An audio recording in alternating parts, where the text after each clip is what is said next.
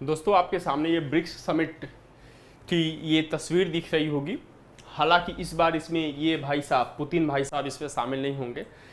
तो हमारे नरेंद्र मोदी जी 22 से लेकर के 24 अगस्त तक जो साउथ अफ्रीका के जोहान्सबर्ग में ये जो ब्रिक्स का सम्मेलन होगा इसमें हिस्सा लेने के लिए पहुंच चुके हैं। ठीक है, तो यहाँ पे मीटिंग्स हो रही हैं और इसमें हम लोगों ने देखा कि जैसे कि शुरुआत में ही मैंने आपको बताया कि व्लादिमीर पुतिन इसमें हिस्सेदार नहीं बनेंगे, इसमें शामिल नहीं होंगे, लेकिन शी जिनपिंग जो कि चीन के राष्ट्रपति महोदय हैं वो यहाँ इस बैठक में शामिल होंगे और ऐसा संभावना बताई जा रही है, ऐसी संभावना जताई जा रही है कि शी जिनपिंग के साथ भारतीय प्रधानमंत्री नरेंद्र मोदी जी की इस बैठक से इतर क्या हो सकती है, एक द्विपक्षीय वार्ता हो सकती है। दक्षिण अफ्रीका में 17 साल पुराने इस समूह ब्रिक्स की बैठक होगी और इस बैठक में जो महत्वपूर्ण बातें हो रही हैं वो महत्वपूर्ण बात यह है कि इस संगठन के विस्तार हो, इस संगठन का विस्तार हो और चीन ये चाहता है कि इसमें ब्राजील, रूस, भारत, ठीक है, और चीन, दक्षिण अफ्रीका के अतिरिक्त कुछ नए सदस्य जोड़े जाएं। अगर ये बात करी जाए कि कुछ नए सदस्यों को जोड़ने की, तो इसमें कुछ लगभग 40 ऐसे देश हैं जिन्होंने ब्रिक्स से जुड़ने की इच्छा जाहिर करी है। इसमें ईरान हो गया, सऊदी अरब, संयुक्त अरब अमीरात जैसे अहम देश भी शामिल हैं। हमारा पड़ोसी इंडोनेशिया भी शामिल है, समुद्र हमारे पड़ोस में है थोड़ी दूर पे। ठीक है, चीन इस संगठन के विस्तार से पश्चिमी देश हैं उनके दबदबे को क्या देना चाहता है, टक्कर देना चाहता है। और जो चीन की इस कोशिश में रसिया उसका साथ दे रहा है, लेकिन इस गुट में जो शामिल है भारत, हम सभी जानते हैं भारत पहले से भी गुट निरपेक्षता की नीति का समर्थन करता आया है और भारत किसी भी प्रकार ये जो समूह है, ब्रिक्स समूह है, ये किसी भी प्रकार से गुटबंदी से इसे इतर रहना चाहता है कि, और यह चाहता है कि जो ब्रिक्स समूह है वह किसी भी गुटबंदी का हिस्सा न बने। और एक और महत्वपूर्ण बात है अभी कि जो भारत की पॉलिसी है अभी ठीक इस बैठक से पहले जो दक्षिण अफ्रीका है यहाँ के राष्ट्रपति सिरिल रामाफोसा ने भी कुछ इसी तरीके की बात कही है कि भाई साहब ये जो ग्रुप है, ब्रिक्स ग्रुप है, यह किसी गुटबंदी का एक हिस्सा, गुटबंदी का मंच नहीं बनना चाहिए कि लोग अपनी आंखें, चाइना जैसे लोग अपनी आंखें अपनी यहाँ पे रोटी सेक ले। ठीक है, चलिए, तो ये जो टिप्पणी है रामाफोसा महोदय की, यह चीन के लिए झटका हो सकता है जिसके तहत वह ब्रिक्स को पश्चिमी विरोधी या G7 के समानांतर खड़ा करने की बात कर रहा है। ठीक है, चलिए अब आगे देखते हैं इस पे। अब ये सब तो हो गया, गुट निरपेक्षता वगैरह ये सब तो चल रहा है। अब हम लोग इसमें क्या देखेंगे, अब हम लोग अपने काम की देखेंगे कि भारत आखिर इसमें क्या कह रहा है। ठीक है, जो भारत की जो विदेश नीति रही है, इसकी भारत के विदेश नीति की जो बुनियाद रही है वो पहले प्रधानमंत्री जवाहरलाल नेहरू जी ने गुट निरपेक्षता के आधारभूत सिद्धांत पे रखी थी, यानी कि भारत किसी भी गुट में शामिल नहीं होगा। और भारत के विदेश मंत्री अब इसी नॉन अलाइनमेंट यानी गुट निरपेक्षता को मल्टी अलाइनमेंट यानी बहुध्रुव कह रहे हैं, यानी भारत किसी गुट के साथ नहीं रहेगा बल्कि अपने हितों के हिसाब से सभी गुटों के साथ रहेगा। यूक्रेन पर अगर हम लोग रूस के हमले के बाद देखें तो भारत की विदेश नीति की एक कठिन परीक्षा की घड़ी थी, लेकिन भारत ने मुश्किल वक्त में नेहरू की गुट निरपेक्षता की नीति में ही समाधान देखा। भारत के पहले प्रधानमंत्री जवाहरलाल नेहरू ने विदेश नीति की बुनियाद गुट निरपेक्षता में रखी थी। उसके बाद जितनी भी सरकारें आई सबने इस अपने अपने हिसाब से ही इस नीति का पालन किया है। मतलब उनके आधारभूत, उनके विदेश नीति, सभी सरकारों की विदेश नीति का जो आधारभूत सार रहा है वह कहीं न कहीं गुट निरपेक्षता ही रहा है।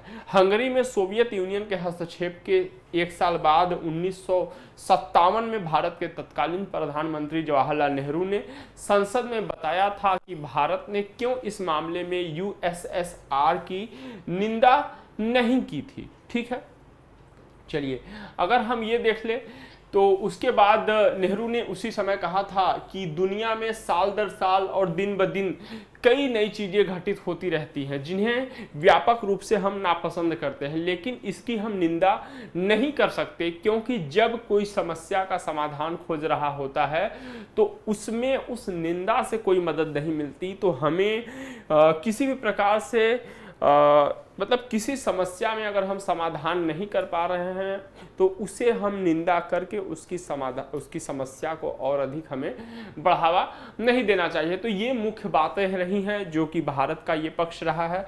अभी हम लोग देखेंगे ब्रिक्स क्या है, इसके बारे में बात करेंगे। ठीक, चलिए।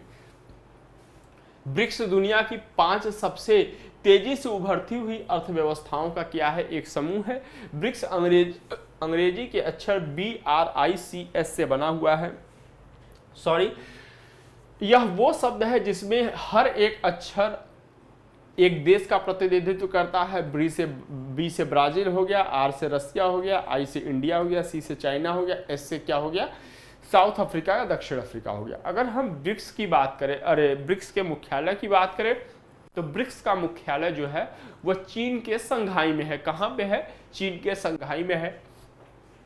ये वो 5 देश हैं जिनके बारे में कुछ जानकारों का मानना है कि साल 2050 तक ये विनिर्माण उद्योग, सेवाओं और कच्चे माल के प्रमुख सप्लायर यानी आपूर्तिकर्ता हो जाएंगे। तो कहने का मतलब ये है कि ब्रिक्स जो देश है, ठीक है, ये देश ईयर 2050 तक, ठीक है, एक प्रमुख एक्सपोर्टर हो जाएंगे।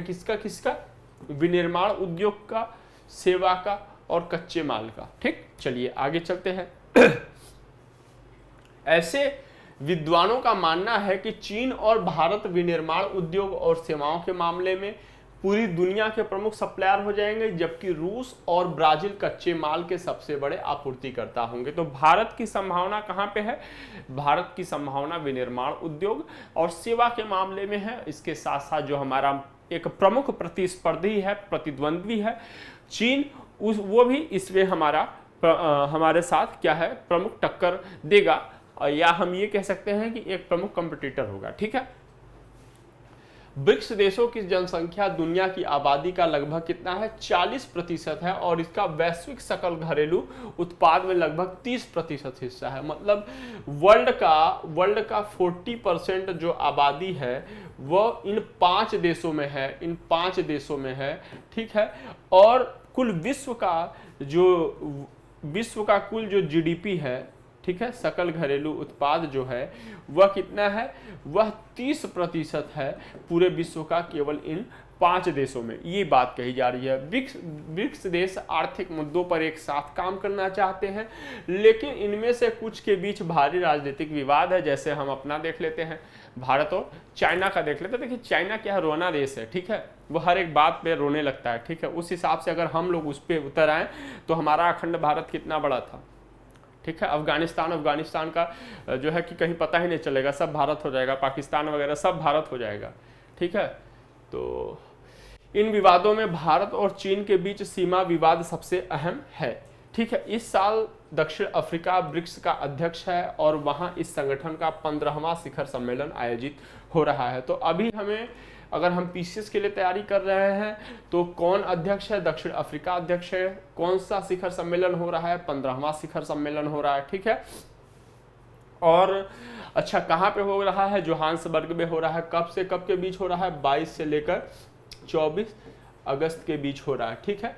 कौन भारत का प्रतिनिधित्व कर रहा है? तो भारत का प्रतिनिधित्व नरेंद्र मोदी जी कर रहे हैं। कौन कर रहे हैं? भारत का प्रतिनिधित्व हमारे प्रधानमंत्री नरेंद्र मोदी जी कर रहे हैं। चलिए, ब्रिक्स से क्यों जुड़ना चाहते हैं देश? देखिए, इस संगठन का जो सदस्य बनने के लिए कोई औपचारिक तरीका नहीं है। सदस्य देश आपसी सहमति से ये फैसला लेते हैं। 2020 तक नए सदस्यों को इस समूह में जोड़ने का प्रस्ताव पर विशेष ध्यान नहीं दिया जाता था, लेकिन इसके बाद क्या हुआ कि समूह के विस्तार की बातें होने लगी थी। फिलहाल में अल्जीरिया, अर्जेंटीना, बहरीन, मिस्र, इंडोनेशिया, ईरान, सऊदी अरब और संयुक्त अरब अमीरात ने इस समूह में जुड़ने के लिए अपने आवेदन किए हैं। अगर वहीं कुछ और देशों की बात करी जाए, जैसे अफगानिस्तान की, बांग्लादेश की, बेलारूस की, कजाकिस्तान की, मैक्सिको, निकारागुआ, नाइजीरिया, ये सब देश, बहुत सारे ऐसे देश हैं जिन्होंने अभी अपनी रुचि दिखाई है। तो हमारा पड़ोसी पाकिस्तान भी है, अफगानिस्तान भी है, बांग्लादेश भी है। ये 3 अन्य देश ऐसे हैं जो कि इसमें रुचि दिखाए हुए हैं, ठीक है। और पाकिस्तान को मतलब मैं तो ठीक है, अब क्या ही बोला जाए, ठीक। चलिए आगे चलते हैं, यहाँ पे भी आके वही मांगेंगे कि दे दीजिए सर हमें। अफगानिस्तान टाइम्स ऑफ इंडिया के लिए एक ब्लॉग में विदेशी मामलों के जानकार जोरावर दौलत सिंह ने लिखा है कि दर्जनों देशों का ब्रिक्स गुट्स में जुड़ने में रुचि दिखाना इस बात का सबूत है कि अभी तक पश्चिमी देश जिस अर्थव्यवस्था के मॉडल को चला रहे हैं वो अब पसंद नहीं किया जा रहा है। उन्होंने लिखा है कि पूरे विश्व में ऐसे संगठनों की मांग स्पष्ट तौर पर है जो किसी एक प्रमुख शक्ति या बड़े गुट के गुलाम न हो।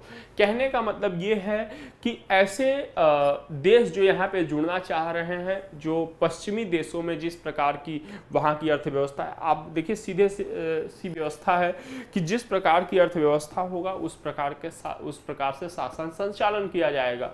तो पश्चिमी देशों में जिस प्रकार की अर्थव्यवस्था वहाँ पे चलाई जा रही है, जिस प्रकार से वहाँ पे राजनीतिक संस्थाएं अपना काम कर रही हैं, ठीक है, या चाहे जो भी तरीके से हम कह सकते हैं, कुछ देश उसको बिल्कुल तौर पे नापसंद कर रहे हैं और उस नापसंद करने के कारण इधर अपनी रुचि दिखा रहे हैं। और पूरे विश्व में इस प्रकार के संगठनों की मांग हो रही है कि जहाँ पे कोई भी एक मतलब जहाँ के अन्य देश जो है किसी एक का गुलाम न हो, किसी शक्तिशाली के अधीन काम न करे, ठीक है।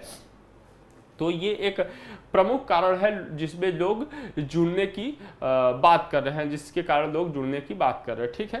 तो ये सब। हाँ, अब चीन पे अगर हम लोग बात करें, चीन ब्रिक्स का विस्तार क्यों चाहता है? दरअसल चीन चाहता है कि ब्रिक्स को पश्चिमी प्रभुत्व को टक्कर देने वाले गुट के तौर पे देखा जाए। इन प्रयासों में रूस का भी समर्थन चीन को मिल रहा है, जो हालांकि रसिया यूक्रेन युद्ध की वजह से कूटनीतिक मोर्चे पर खुद को रूस अलग थलग महसूस कर रहा है, ठीक है। एक रिपोर्ट के अनुसार चीन ब्रिक्स को दुनिया के 7 सबसे बड़े विकसित अर्थव्यवस्थाओं के जो समूह है G7 है, उसके प्रतिद्वंद्वी के रूप में खड़ा करना चाहता है। देखिए सबकी अपनी अपनी क्या होते हैं, हित होते हैं।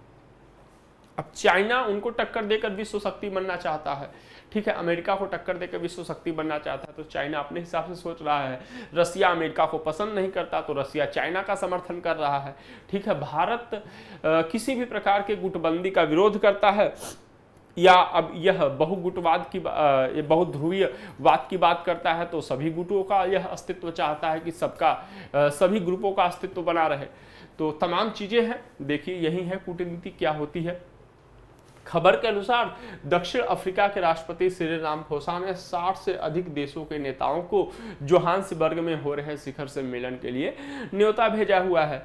चलिए, एक चीनी अधिकारी ने बताया कि हम ब्रिक्स में इतने देश शामिल करें जिनकी कुल जीडीपी G7 देशों जितनी हो, तो इससे दुनिया में ब्रिक्स की सामूहिक आवाज और मजबूत होगी। ब्रिक्स की सामूहिक आवाज और मजबूत होगी और चाइना एक मतलब छुपे ही हुए तौर पर इसे अपना यहाँ पे इस ग्रुप में अपना प्रभुत्व बनाना चाहता है। और चाइना की इकोनॉमी हम सभी लोग जानते हैं, ठीक है। यहाँ की जितने भी ब्रिक्स समूह के देश हैं उन सबसे अधिक बड़ी है चाइना की इकोनॉमी, तो चाइना को निश्चित तौर पे लाभ होगा, ठीक है। तो वहीं पे दक्षिण अफ्रीका के एक विदेश मंत्री हैं नलेदी पेंडोर, उन्होंने इसी महीने में कहा था कि ब्रिक्स के संभावित विस्तार को पश्चिम विरोधी कदम के तौर पे देखना गलत होगा, जबकि चाइना इसे इस तरीके से कह रहा है कि हम पश्चिमी गुटों को टक्कर दे सके। तो निश्चित तौर पे यहाँ पे मतभेद की स्थिति है, ग्रुप में ही मतभेद की स्थिति है।